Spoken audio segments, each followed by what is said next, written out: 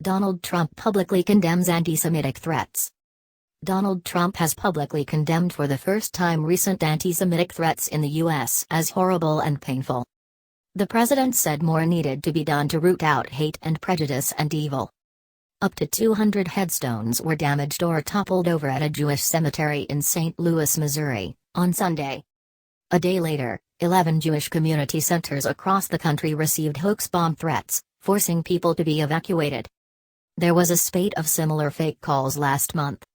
When a reporter asked about anti-Semitic incidents at a White House news conference last week, Mr. Trump did not explicitly condemn them.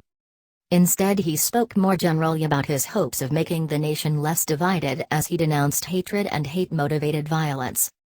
The president also said the reporter's question was not fair, and he added he was the least anti-Semitic person you have ever seen in your entire life. At the end of a tour of the National Museum of African American History and Culture in Washington on Tuesday, he said, "The anti-Semitic threats targeting our Jewish community and community centers are horrible and are painful. And a very sad reminder of the work that still must be done to root out hate and prejudice and evil."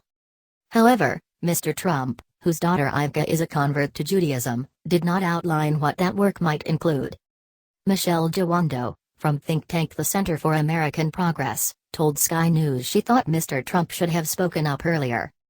She said, "If you take this long to speak about something that affects so many of our fellow Americans, then you are not really doing a service as the American president. Donald Trump should know there have been almost 64 incidents against Jewish brothers and sisters since his election." She added, "And this was the first time we have heard him affirmatively saying something and speak out. I think that is problematic."